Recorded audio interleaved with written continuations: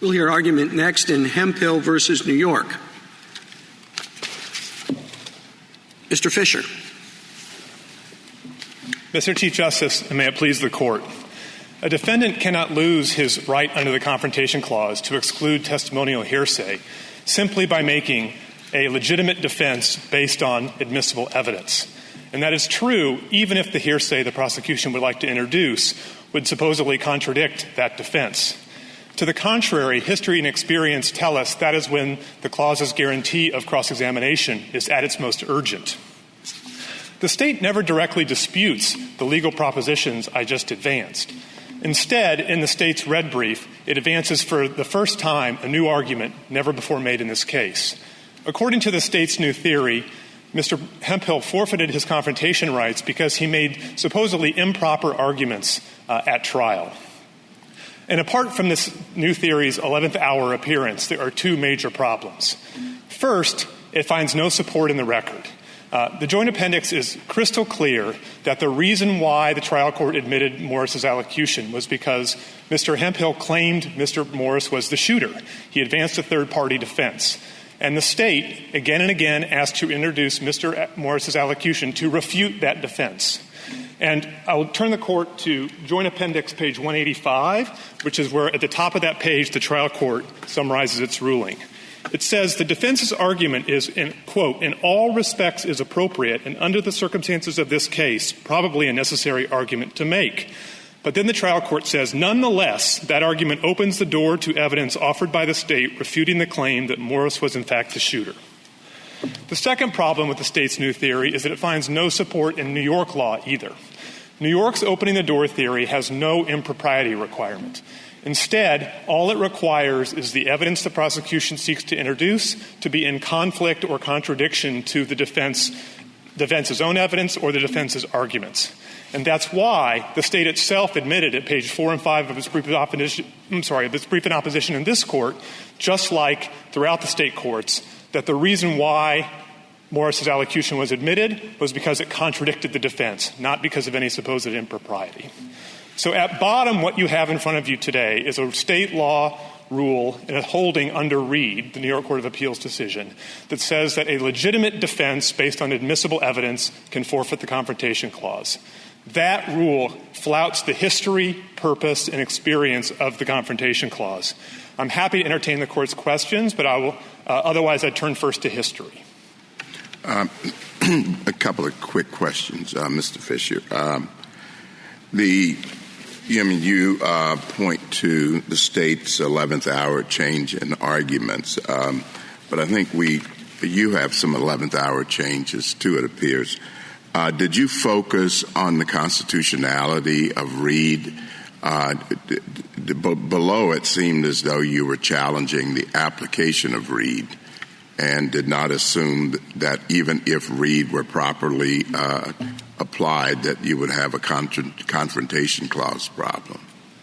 Justice Thomas, we made a Sixth Amendment argument all the way through the case, including challenging the state's argument that Reed dictated a forfeiture of the right here. And the place that it's most directly made is at pages 386 and 388 of the Joint Appendix. That's our brief to the New York Court of Appeals. And there we said, and this is on page 388, we said that if Reed is construed to mean that simply rendering testimonial evidence relevant because it would dispute the defense case, then Reed cannot be squared with the Sixth Amendment, and that has to be wrong. And so we said quite directly to the New York Court of Appeals exactly what we're saying here, is that a rule of opening the door that depends on expanded relevance cannot be squared with a confrontation clause. That's the core of the argument we're making in front of you here today. Mr. Fisher, under what theory would Reed be constitutional? I thought Reed basically said you can open the door to testimonial hearsay. So why was your argument as applied? When would it ever work? Well, under your theory? I don't think it would ever work, Justice Sotomayor, and we've made that clear in our briefing too. So answer Justice Thomas's question. Why didn't you just say Reed is unconstitutional? Well, because, remember, we were in the New York Court of Appeals facing Reed, and I think what we said to the New York Court of Appeals was, if there's any chance that Reed has any legitimacy to it, it would have to be limited to something like the rule of completeness. There's a New York Appellate Division case called Coe, and that's what the New York Court of Appeals had relied on in Reed. And we said, at the very least, you have to limit Reed to the situation of a rule of completeness scenario. And I think that would be the only arguable situation. Now, as we explain in our briefs, we think even in a rule of completeness situation, there would be no legitimate open-the-door theory that would forfeit constitutional rights. But we also admit, Justice Sotomayor, that's not a question this Court would have to decide in this case. We wouldn't, but I'm curious in your view. The defendant's argument is that he had on such and such a day a fever of 103 and in the hospital, and the petitioner says, I would like to introduce the records that are kept, the medical records, which are, of course, hearsay, that shows he had a temperature of 101. You say he can't do that? I mean, he doesn't cross-examine the people who kept the medical records. There were a lot of them in the hospital. Well, Justice Breyer, we have no problem with the opening the door theory as a matter of ordinary evidence law. No, it's not ordinary evidence law, as you know perfectly well, that the problem with Crawford is that there are all kinds of hearsay exceptions which do involve a failure to cross-examine. You don't cross-examine a hearsay exception.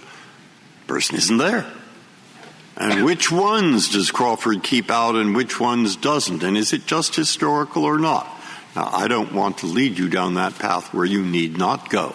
But just in case you have something that will be enlightening, I wanted to give you a chance. Well, if I think I understand your question, you're right that our theory is limited to testimonial statements and that the Court has had a series of cases where it's delineated that line. As this case comes to this Court right now, Morris's allocution is unquestionably testimonial because it was made in formal ex parte proceedings in front of a judge, and the State, I don't think, disputes that proposition. So what you have with you in front of you is a classic case under Crawford where in Part 3B of the opinion, the Court painstakingly went through the historical evidence and other sources of constitutional law and held that if the witness is unavailable through no fault of the defense or the prosecution, but the statement is testimonial, it has to be kept out. And the weird thing about Reed is that would, in effect, create an exception to that rule in the most damaging of all circumstances, when the testimonial evidence is directly contrary to the defense. Well, let me give you another example that's along the same lines as Justice Breyer's. Let's say that Morris gave a videotaped statement to the police, and at the beginning of the statement, he said, your client, Mr. Hemphill, had nothing whatsoever to do with this shooting. But then later, after being confronted with evidence that undermined some of the things he said, okay, fine, I wasn't telling the truth before. He actually was involved in this. And then your client introduces the first part of the statement, which is exculpatory, somehow gets that in under state hearsay law. Would you say that the Confrontation Clause would bar the prosecution from introducing the rest of the statement where Morris contradicted what he said earlier? Well, Justice Alito, you're obviously asking about the rule of completeness scenario that's not present in this case. So our first answer would be, yes, we think the Confrontation Clause would prohibit the prosecution even then. But I would hasten to add, Justice Alito, I don't think Mr. Hemphill in your hypothetical would be allowed to introduce that first part of the statement. Well, I don't know how he could, but I'm not sure how some of the evidence that was some of what was introduced here by the prosecution was admissible. But that's a matter of state hearsay law. But seriously, you think that a trial could entertain that travesty where the exculpatory part of a statement is introduced, that's permitted, but the inculpatory part is not introduced? Again, I think you wouldn't ever have that scenario because it would be inadmissible in the first instance under Rule 403, which under Crane and Holmes, the Court has said can be enforced. So if the State were to object, Justice Alito, that objection should be sustained. But I don't want to be fighting your hypothetical too hard. I do understand you're asking me a question about the rule of completeness. And I think what the Court said in Crawford and Giles is that only historically grounded exceptions to the Confrontation Clause are permitted. And we don't see any evidence. But that goes beyond this case, doesn't it, It goes Mr. well Fisher? far beyond this. I mean, we don't have to touch that, do we? Why should we touch it, I suppose? Why are you even arguing it? I'm just answering Justice Alito's question. Okay. I don't think you do have to go anywhere near that in this case, Justice Kagan, and I think I would readily admit that's a much harder question. Well, we take cases for the most part. Excuse me. We take cases for the most part to decide important legal questions, and not just to determine whether there was an error in a particular criminal trial in the Supreme Court of New York for the County of the Bronx, right? So the important legal question here is whether there can be a waiver of the Confrontation Clause right, either expressly or implicitly. That's what's important about this case. And it may well be that the New York open the door rule goes too far. And you just want a ruling on on this particular case. But isn't that the underlying question that is important here? I think that is a broader framing of the question than the court needs to resolve in this case. There is a very important legal question that arises under the New York Court of Appeals decision in Reed, and which also has been adopted, as we noted in our cert petition, by a Fifth Circuit decision and a New Hampshire Supreme Court decision. And that position is, leaving entirely aside the rule of completeness, you have two state courts of last resort and one federal court of appeals that have said that merely introducing a defense or evidence that can be contradicted by an out-of-court testimonial statement is enough to forfeit the Confrontation Clause right. And that is a very important rule that, if it were adopted, as we said in our cert petition and again in our merits brief, would effectively wipe out the Confrontation Clause, or at least render it toothless in all the situations where it matters the very most. You can go all the way. Is there a difference in maybe it's a variation on Justice Alito's question, but it may be an important one. It's one thing to say if the import of the testimony that's introduced is, I wasn't there. And the testimony that cannot be confronted is he was there. But it's another thing if what's being admitted is nobody has said that I was there. And in fact, the witness who can't be confronted said he was there. It's sort of not for the truth of the matter asserted, whether he was there or not, but a very specific, incontrovertible statement. The person said he was there, and he says nobody said I was there. Is that a violation of the Confrontation Clause? So, Mr. Chief Justice, I'm going to answer your question, but I first want to say I agree that's also a hard hypothetical. I've not found a single case in over 400 years of common law jurisprudence with the rule we pronounce where that has ever come up. And I think the reason why the reason why it never comes up, just to finish my preface, if you'll forgive me, is because that statement that you're imagining would be barred itself by the hearsay rule. He couldn't comment as to what somebody else out of court said or didn't say. But if you had a hypothetical like that, notwithstanding the rules of evidence and over 400 years since King v. Payne for the rule that we've been propounding here, I think then I would still say that the Confrontation Clause would bar that remedy. I think there'd be other remedies that the trial court could resort to, starting with striking the defendant's testimony, instructing the jury to disregard it, maybe even informing the jury of some other background fact, not for the truth of the matter asserted, to solve the problem. And I think, Mr. Chief Justice, you've given a much more extreme version of what if the witness is not there because the defendant murdered him? Well, that would raise a Giles question, and if the reason for murdering the witness was to keep the witness from testifying, the court's holding in Giles would have a forfeiture there. I mean, if he murdered him for some other reason, it doesn't make a difference? That's the holding of Giles, Mr. Chief Justice, and I think what Giles said is that it has to be an intentional act on the defendant's part to keep the witness from testifying, and I think that just highlights, even if you think Giles is a harsh rule, it highlights how strict forfeiture is in the Confrontation Clause context, and indeed across all constitutional doctrine. The defendant has to do something inconsistent with asserting the right. I think that's the easiest way to put it, at the very least. And Mr. Hemphill has done nothing inconsistent with asserting his right to cross-examine Morris. He didn't introduce any statements Morris made out of court, nor did he comment at all on anything Morris said or didn't say. He's just simply said, I have a right to cross-examine the person whose testimony is being used against me, which is the most fundamental of all objections. Mr. Fisher, let me put it to you this way. Let's say that we disagree with you that the rule of completeness violates the Confrontation Clause, but we're inclined to agree with you that the door-opening rule does. how do we describe the rule? Because, I think kind of what all these questions are getting at is that the rule of completeness seems like the same thing but at a more precise level of generality than the door opening rule. So, Justice Alito is right. We don't want to write an opinion just to address the facts of this case, but we would have to be careful, right, if we agreed with you, to write the opinion in a way that didn't close the door, so to speak, on the rule of completeness problem. Right. So there'd be two ways that the court could, in a future case, distinguish the rule of completeness, neither of which would undercut a ruling in my favor here. One is the court could say what the court said in Beach Aircraft, which is when the rule of completeness is invoked, the statement is later introduced for a non-hearsay purpose, to give a broader context for the original statement. Here, by contrast, there's no doubt, and the state openly admits, that Morris's allocution was introduced for the truth of the matter asserted, to prove what gun he had at the scene of the crime, supposedly.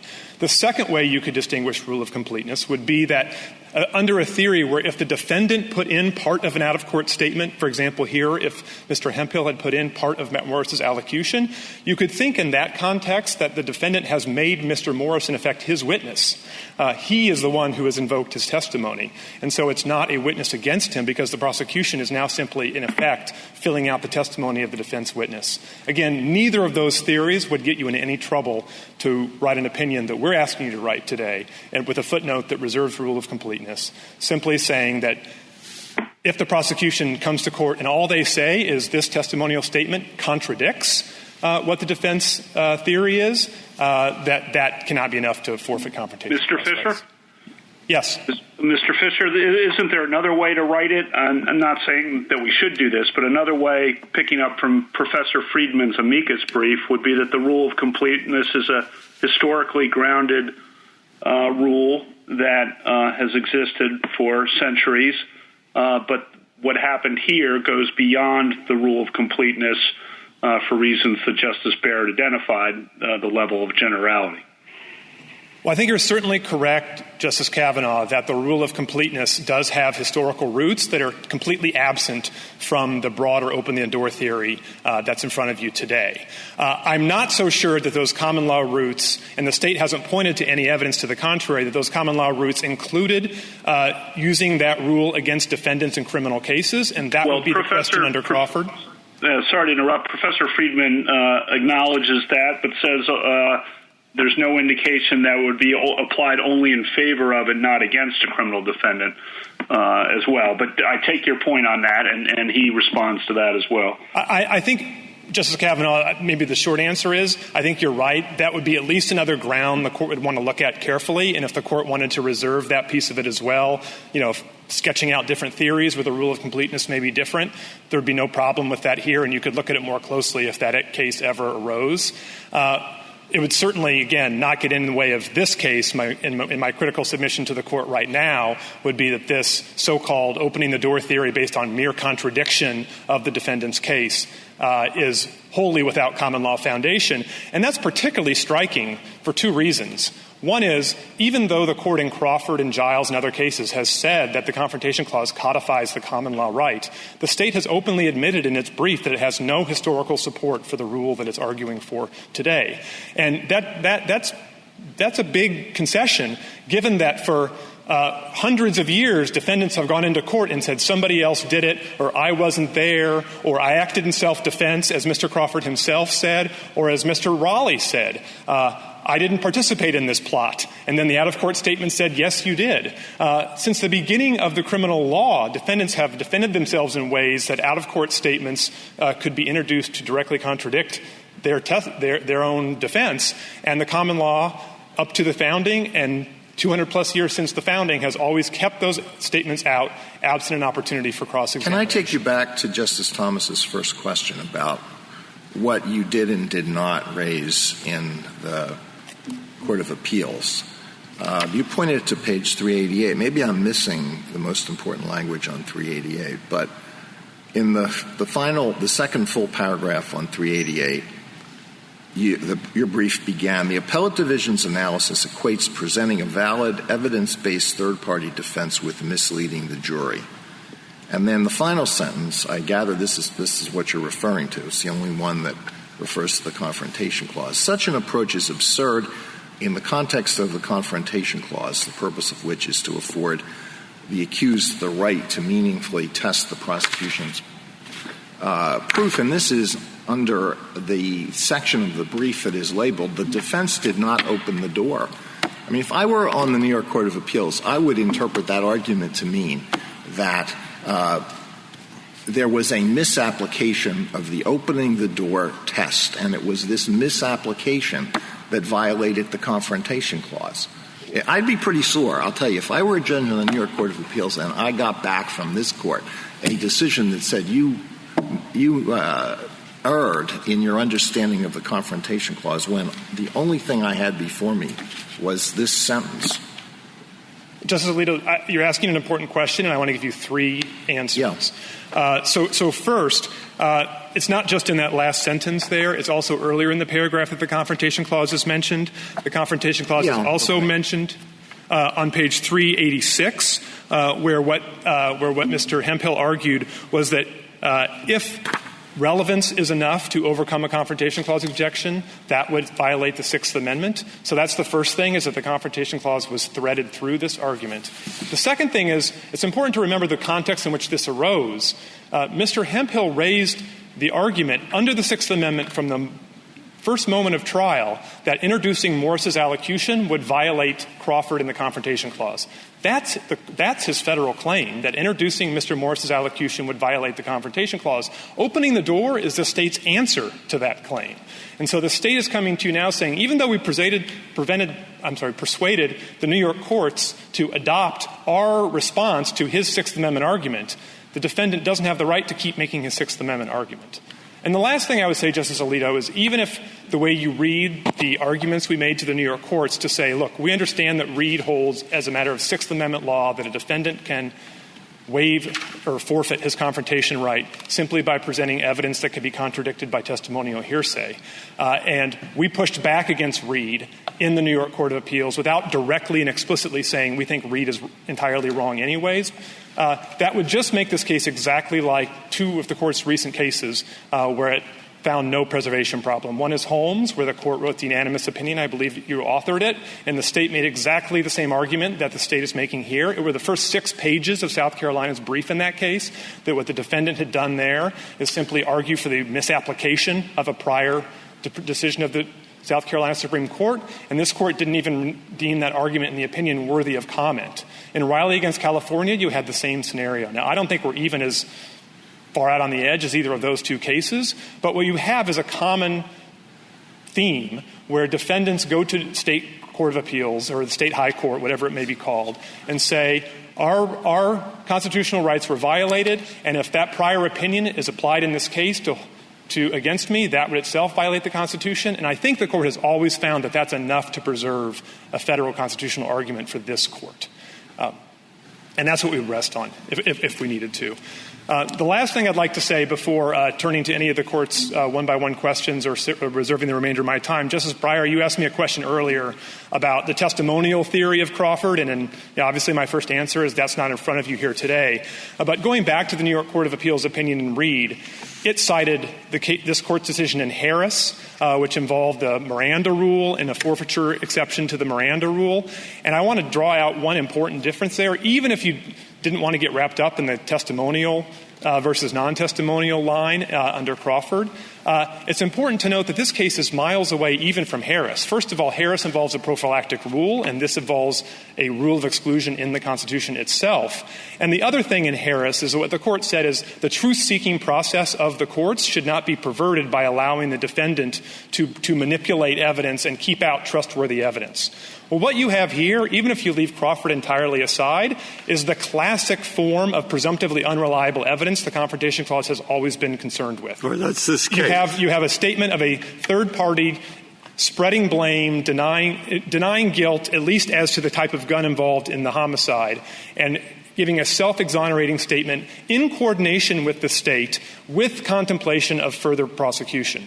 And so whatever theory of the Confrontation Clause you may have, this is the classic kind of statement that needs to be kept out. And in Kirby in 1899, the court said that guilty pleas of accomplices are not admissible against criminal defendants. So again, what you have here, just dressed up in different garb, is a classic Confrontation Clause violation under any theory of the clause. I'm happy to take one-by-one questions if the Court has any. Don't you think it's a bit odd that the Court of Appeals disposed of this on an abuse of discretion standard, that if it had been that if it thought it had a constitutional issue before it, it would not have disposed of it on that standard?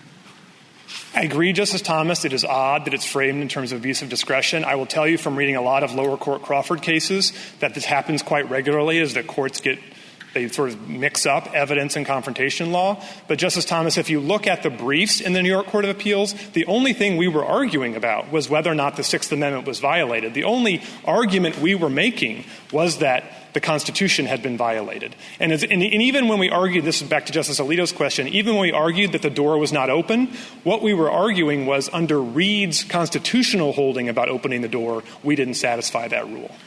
And a much different question, and probably not that important, but I'm a bit confused as to what amounts to a confrontation clause violation.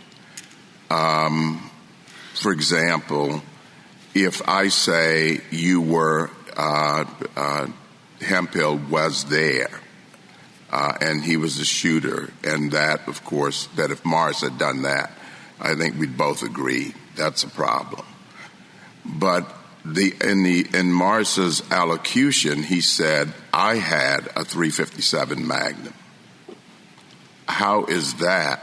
I know its use could be that it could be used to confront or to disagree with or contradict Hemphill. But I don't see Morris's statement by itself about himself being a confrontation clause problem. Well, my answer, Justice Thomas, starts with the text of the Sixth Amendment, which, remember, gives the defendant the right to be confronted with the witnesses against him. So how is that against him? Morris didn't say anything about Hemphill. Right. So certainly Morris is acting as a witness when he gives that statement. But against. And against is answered by the court's decision in Melendez-Diaz. In Melendez-Diaz, the court said that if the prosecution enters testimonial statement from a witness, that itself is what renders it against the defendant. It doesn't have to be directly accusatory. If the rule were otherwise, that in every case where the prosecution had a circumstantial case without a direct accusation, it could prove in its entire case with affidavits, otherwise under the Confrontation Clause. Well, it's never been limited to. I understand if you say it advances one of the elements of the crime. I understand that. But if someone admits something that has nothing to do with the defendant, but it's inconvenient for the defendant or contradicts the defendant, you say, well, the use of this statement harms the defendant. You could say that about the weather. You could say it about,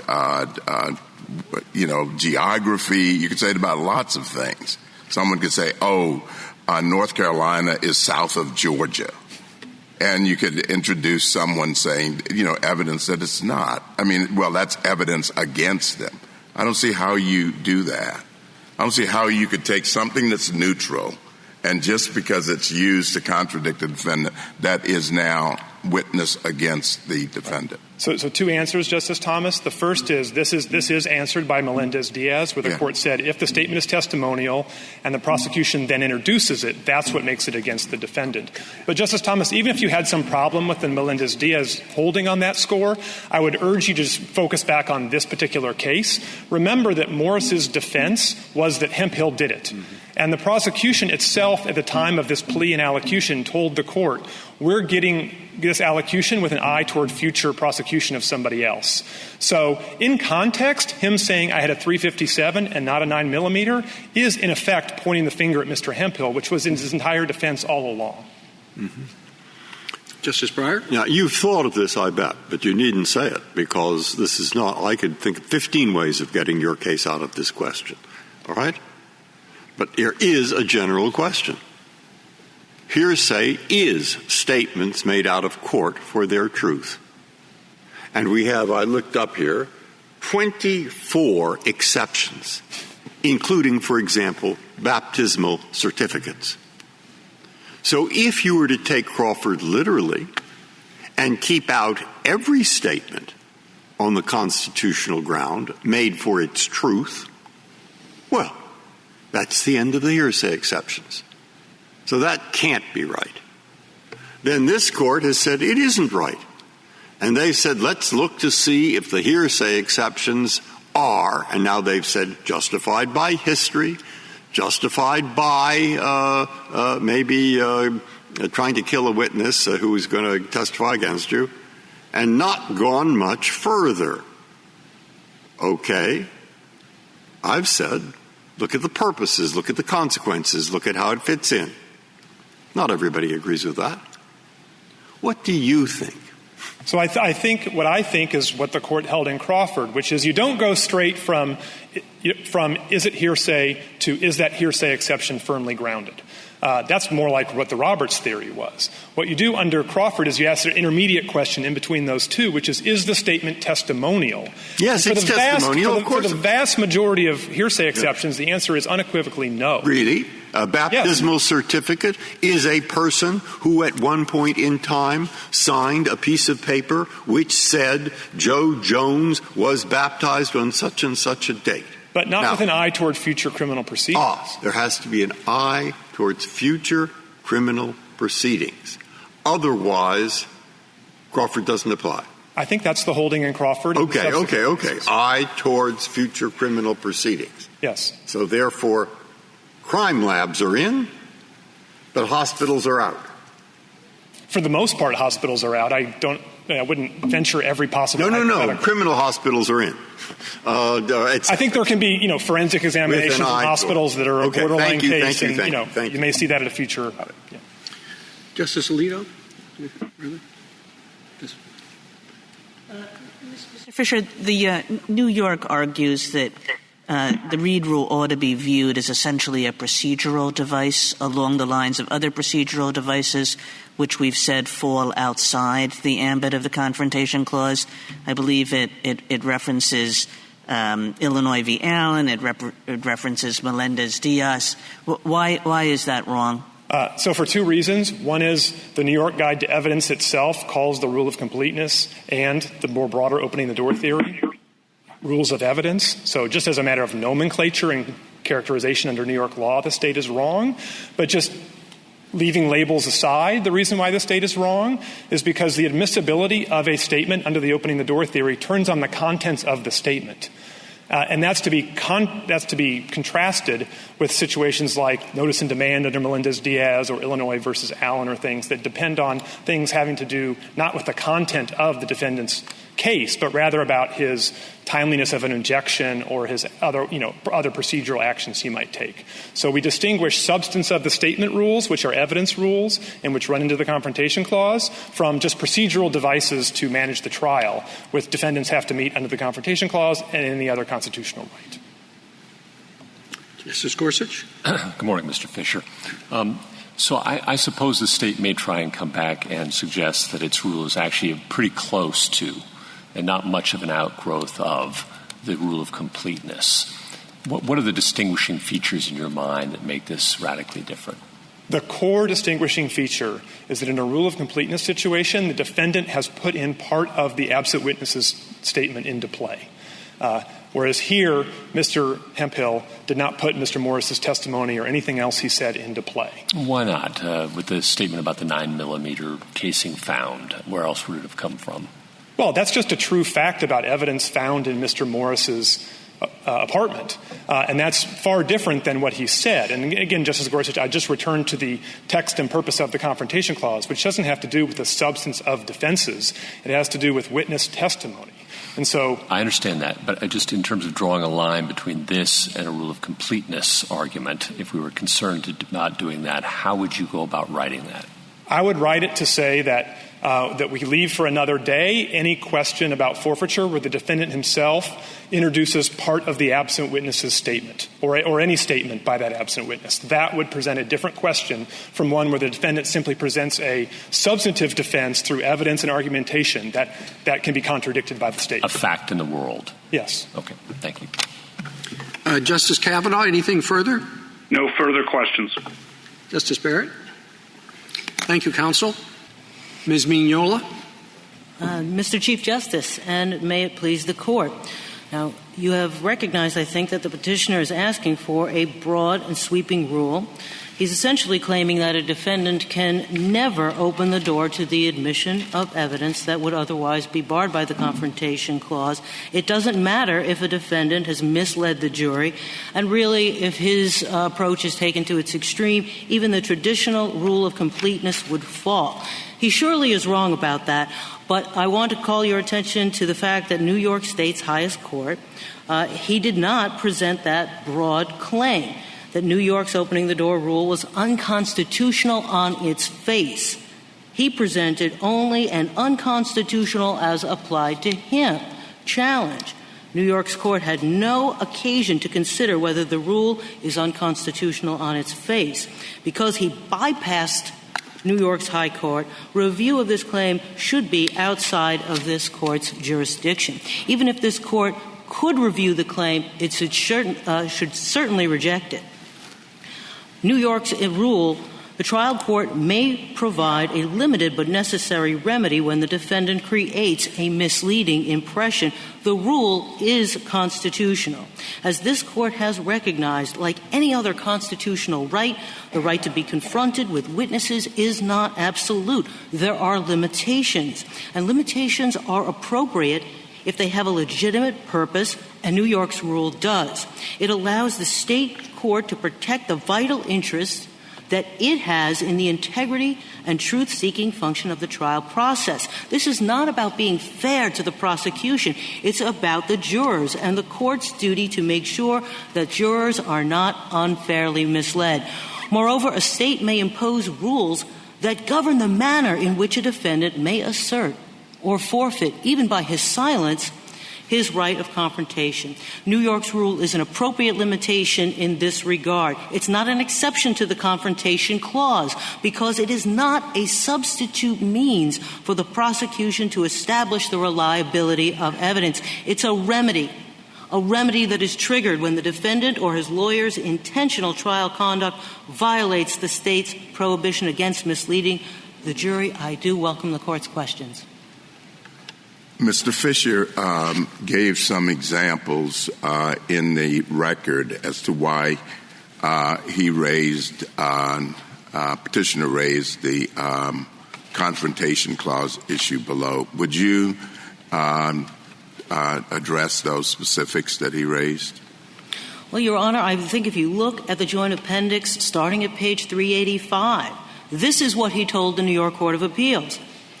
The only issue before this court is whether the defense opened the door to Morris's testimonial hearsay. End quote. Now, that is simply not a challenge to the constitutionality of New York's rule on its face. He did raise a Sixth Amendment challenge. He did invoke the Confrontation Clause, but that is not the same thing as saying the rule on its face is unconstitutional. I believe that's the question that this court has been asked to review, and it simply was not presented to New York's highest court. He should not be allowed to bypass the state court in that way. And that's particularly true in this case where the state's high court had an adequate and independent basis to reject the claim. Petitioner failed to preserve the broad constitutional claim, and therefore, by state statute, the New York Court of Appeals lacked the jurisdiction to review it. By bypassing the state high court, he avoided an explicit ruling. Yes, Your Honor. Complete your sentence. I'm sorry. He avoided an explicit ruling that from that court denying the claim on adequate and independent state law grounds. So to review that claim now will encourage litigants in the future to withhold from a state court a claim challenging the constitutionality of a state rule so that the state cannot have the opportunity to reject it on adequate and independent state law grounds. This was all addressed at the cert petition stage, was it not? Yes, I think that it was, but I think it was still perhaps an improvident grant. What about our decision in Riley? Your friend suggests that that's a strong argument against your point. We did in Riley exactly what you said we shouldn't do here. Well, I would suggest instead that in Riley and Holmes, there were moments where the broader constitutional claim was presented. They may not have done it in the way that we're saying it should have happened, but they did do it at some point. I think that this Court's decision in Illinois v. Gates is actually more informative, more instructive, because there the petitioner did raise a Fourth Amendment suppression claim throughout. However, when this Court considered whether it could consider a modification to the exclusionary rule, this Court recognized that that claim had not been presented to the state court and that, therefore, it should not be reviewed. What about all the things on 386, 388? I mean, he mentions the Confrontation Clause a bunch of times, and I suppose he'd be satisfied if we just said, well, as applied to his case, it's unconstitutional. There is no doubt that he raised a Confrontation Clause claim, but he raised it as applied to him. He said simply what difference does that make? If we give a reason that he's right, and the reason applies to more than his case, that might be perfectly satisfactory to you then, wouldn't it? Well, I think it does make a great deal of difference to New York's courts. I think they should have the opportunity to see how the broader constitutional question before them. It might be true. He's given a bunch of reasons in his briefs about why it's unconstitutional, and certainly a large number of those are pretty strong. And I suppose we just said, well, those are the reasons. That wouldn't strike down the whole law. It would just say that the door opening is not applicable in those cases. So I'm anxious to hear what your argument is on the merits of that. Ms. Mignola, can I ask? Oh, sorry. Did you have more you wanted to say? Ms. Mignola, can I turn to the merits? On pages 19 to 21 of Mr. Fisher's brief, he points out that under this rule of completeness, some of our cases, even Crawford itself, presumably, he makes the argument that that evidence that we said was testimonial and barred by the Confrontation Clause could have come in. So, in Crawford, he raises a claim of self-defense. His wife's testimonial statements we said had to stay out, but they contradicted his claim of self-defense. What's your answer to that? If I understand your question, Your Honor, I think that simply contradicting the defense, simply if the people have evidence that would contradict the defense, that cannot be the basis for opening the door, and that is something that we addressed in our brief. I think the New York standard is different. There has to be something that is truly misleading. And when you look at what is misleading, it is very much like the way that the traditional rule of completeness operates. A hypothetical that was posed by the court, there are two portions of a statement. Right? One portion of the statement, the declarant, perhaps a third-party suspect, right, says, for example, yes, I possess the murder weapon, but a day before the murder, I sold it to the defendant. The defendant offers the first part of the statement, but not the second. But in this case, yes, this contradiction-type case, to draw the conclusion, Mr. Fisher points out that to draw the conclusion that the statement or that the defendant's position is misleading requires a value judgment on the part of the court that the defendant is misleading. In other words, that his rendition isn't true, but the other outside-of-court statement was. So I don't think that it does require that kind of analysis, because I do not believe that New York's rule is that broad. It cannot be, I think Mr. Fisher is right, it can't be that simply if the people have evidence that merely contradicts the defense theory of the case, that opens the door to evidence that would otherwise be barred by the Confrontation Clause. I think it is a much more narrow rule. There has to be some way in which the defense has misled the jury.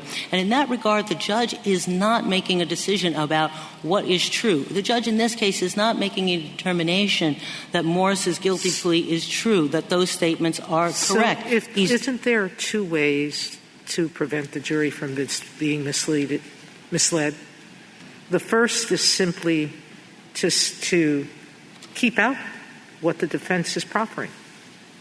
That's what your adversary says. That's what Mr. Fisher says. The trial judge, if he believed any of the testimony or arguments he was making misled the jury, he should have rejected them. But the judge said, no, these arguments are legitimate. So now the question is, and this is what he argued from the trial court to the appellate court to the Court of Appeals, can I mislead the jury simply by making legitimate arguments based on legitimate evidence and open the door to testimonial hearsay? To testimonial hearsay when I didn't present that testimonial hearsay. I didn't present part of it. I didn't do anything with it. Can you, the prosecutor, violate the Confrontation Clause by introducing something? So I think that... Isn't that what his argument was below? Yes. Again, it's as applied to him. He said he didn't open the door. I don't understand what applies means or not. My Confrontation Clause was violated because the trial court misapplied Reed. To me, that sounds like misapplied Reed because it let in testimonial hearsay when I didn't open the door. And even if I opened the door, they couldn't do it. That's what he argued, correct? He argued that he did not open the door. Right, because he can't open the door legally, correct? But I think he's asking this court a broader question, whether a defendant can open the door. That's his question presented, and that broader question was not presented to New York State Court. But I want to... Have you ever known the Court of Appeals to go back on a decision like Reed that it just decided there are no material changes between Reed and this case? And say, we're going to revisit Reed and there's no such thing as opening the door? Or do you think it would have said just what they were arguing? Reed didn't open the door this way. That's what he argued, correct? Right, but I think Reed was at least 7 years earlier. And so it may very well, had Mr. Fisher, with all of his arguments and expertise, explained to the New York Court of Appeals why he thought that a rule of that nature was unconstitutional, broadly speaking, that a defendant could never open the door. I think New York Court should have had a chance to review that, consider it, and determine whether there were any modifications. Whether, for example, it should have said the judge should have stricken the testimony, stricken the evidence. But again, I want to focus a little bit on, it's so important that what was happening here is not simply that the evidence that was contradicted the defense theory. That can't be what opens the door. I agree with that. It has to be that there was something misleading about what the defense was doing, something that needs... So identify that here. I'm sorry, Justice. Identify what was misleading about what he did. Well, I think what was misleading is that he was implying to the jurors, first of all, that Mr. Morris's case ended in a manner that was unsatisfactory. And he really led the jurors to speculate about how that prosecution ended. Furthermore, he did something that pre-trial the judge had issued a very strong ruling and had made a determination that a theory of the defense was misleading. And that was to ask the jurors to rely on the fact that the prosecutors were charging him and therefore they believed that Morris was guilty. It was asking the jurors really for vouching. And that's how the judge framed it. That's how he talked about it, that the defense was wanted to rely on vouching, right? And so if you look, for example, in the joint appendix at pages, I think, 48 through 56, there's a tremendous discussion in there about what the judge saw was misleading. Counsel's efforts to use the prosecutor's previous opening or beliefs and conclusions of the government actors as though that were factual evidence that should be considered for its truth. The judge kept that out. The jury didn't hear that. But he continued on that strategy, even though the jurors did not hear the opening statement from the Morris trial. He nevertheless came in his opening statement at this trial. The defense came in this trial, and he made arguments that, again, picked up that theme. And he did in cross-examination of Detective Chizek and cross-examination of Gilliam, again, picked up that theme, and he certainly, brought that theme home just as the judge anticipated, brought it home in his summation. That was a piece of what he was trying to do was say, look, the government believed and relied on the witnesses that identified Morris, and you can too because of the fact that they relied on it. And that was improper, and the judge understood that that was misleading. Do you and the judge understood that they were really drawing asking the jurors to draw an inference and to rely on something that was out of bounds and was unlawful, right? And so that needed to be corrected. In addition, we're talking to the jurors about how the Morris prosecution Counsel, you've answered my question. Perhaps you'll let Justice Gorsuch ask his. Yes. Thank you. Do you agree that the rule of completeness traditionally understood doesn't apply here because the defendant didn't introduce any out-of-court statement in evidence? Yes, Your Honor. Okay. I agree that this is not This is something beyond that. It is something, but it relies so much on exactly that same principle. No, Yes, that's the answer to my question. And then you also, as I understood it with Justice Breyer, I just want to make sure I've got this right, you do not object to this Court deciding the constitutionality of the Reed rule as applied in this case. Is that right? I think that was presented to the state court. Yes, Your Honor. Okay. Thank you. I mean, if I could just go back to what Justice Barrett and Justice Sotomayor were talking about what this is a supposed remedy for. You said that this rule comes in as a remedy, and you admit that it can't be remedying the fact that the defendant contested the prosecution's factual narrative.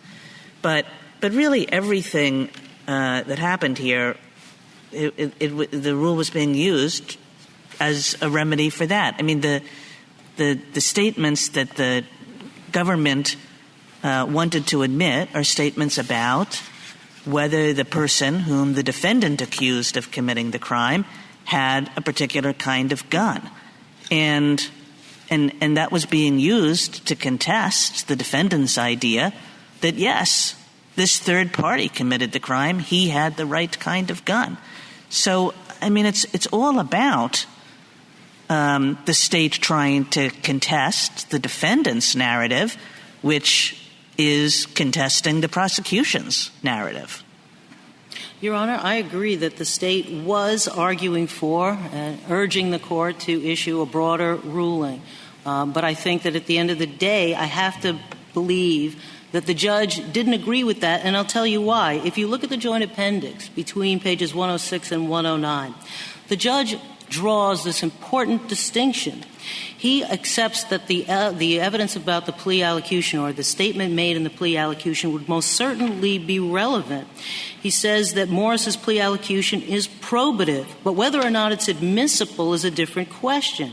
Right? Whether Morris possessed a 9mm is a subject that is in play, but the judge points out, quote, as to the manner in which that subject can be presented, that may be a different question.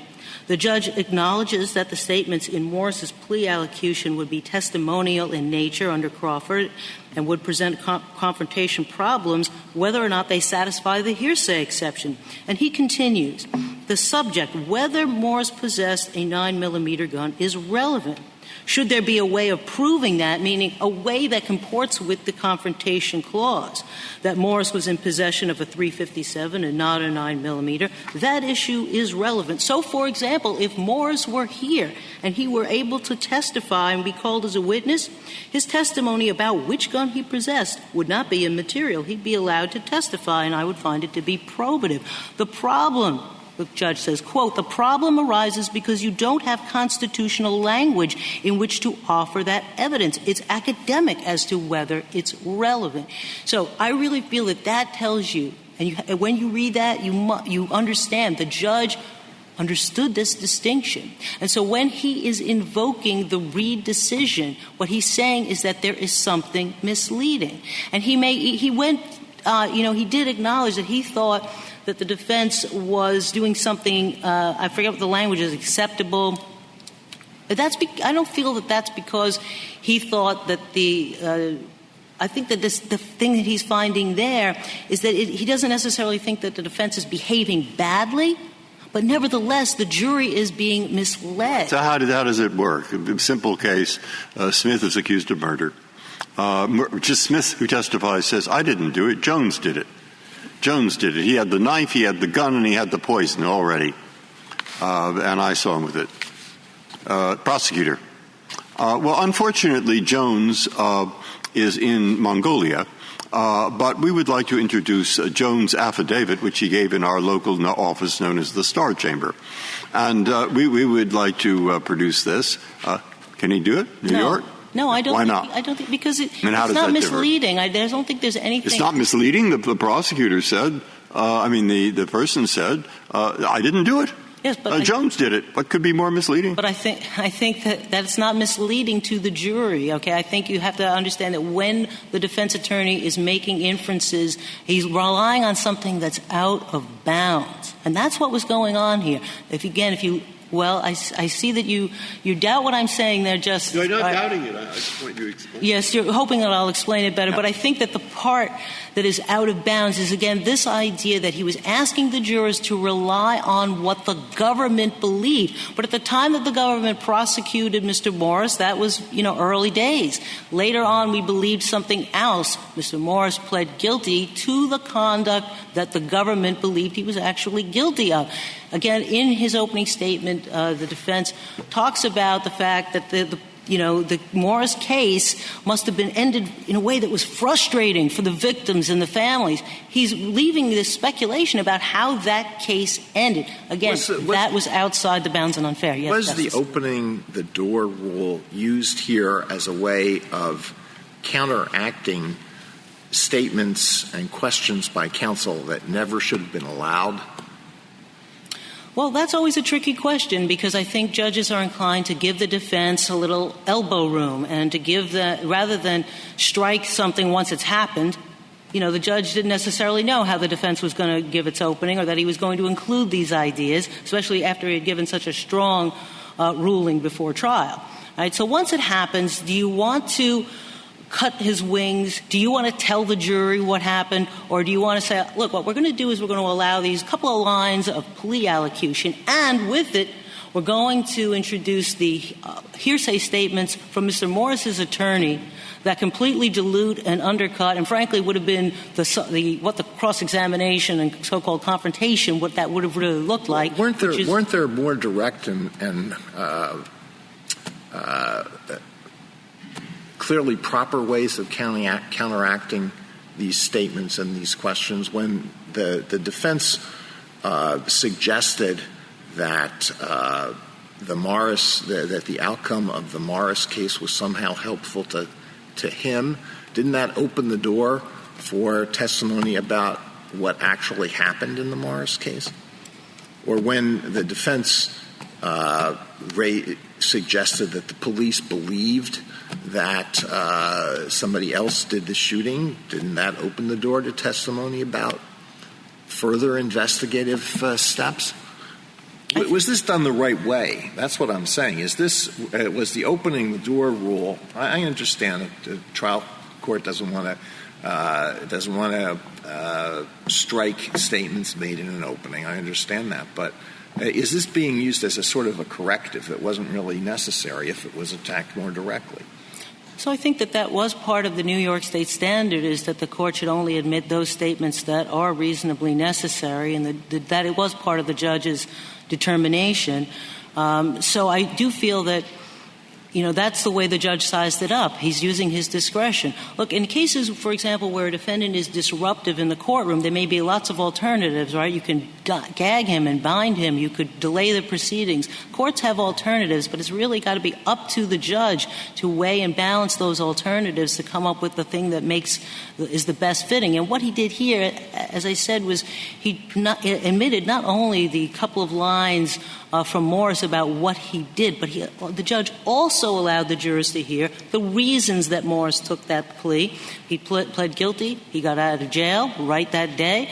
He only served a 2-year sentence. So, they understood the larger context. They understood some of the information that would have been elicited had there been a confrontation and had there been cross-examination on that point. So he balanced it. So he crafted the remedy that he thought fit the situation. You might have done something different. I'm sorry. Haven't we said, though, in a situation that the Constitution has already made the decision about the way in which the evidence could be made more reliable? In other words, you have to have the confrontation?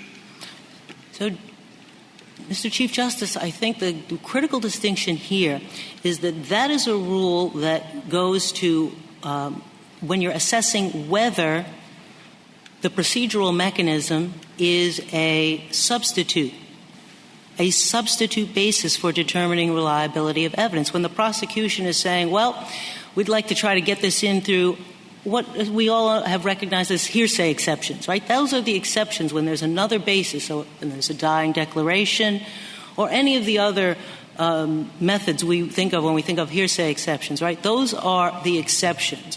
This is not an exception. It's a limitation. I think it's conceptually very different, right? The trial court, this court has talked about in Taylor, has the discretion to fashion a remedy when the defendant transgresses a state rule. So, for example, in the context of the constitutional provision, the defendant has the right to compulsory process and to present evidence. But if the defense transgresses a rule that deals with discovery or notice, the state can limit that right.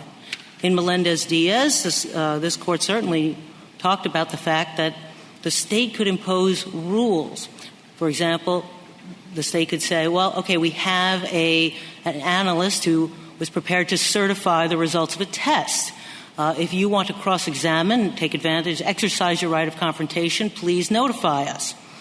If the defendant doesn't meet the deadline, the defendant doesn't follow those rules, he forfeits his right. The state can craft rules that are designed or have a legitimate purpose, and that is to uphold the integrity. Those are regular, normal procedural rules. You have to object and all this kind of things. It's different, though, to have procedures that are intended to be substitutes for the confrontation clause. I mean, you appreciate the fact that there are two different equitable exceptions and procedural rules. And what did the defendant do here that was wrong and that could only be considered a forfeiture of his constitutional right? The judge himself said, no, this was perfectly appropriate.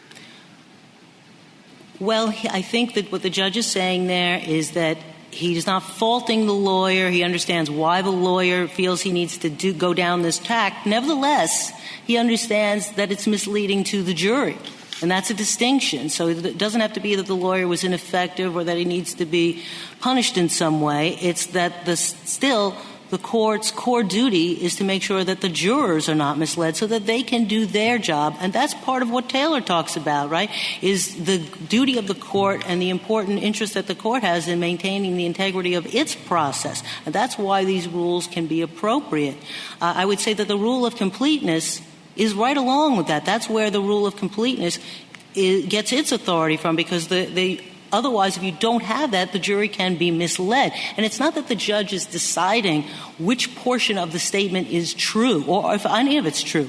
He's just saying that the jurors can't do their job and decide what the statement means if they don't have both portions of it. That's the misleading. If a judge can insist on the introduction of hearsay based on his assessment that otherwise the jury would be misled on the truth of the matter at hand, why does it matter whether the defendant opens the door, in your parlance, or not?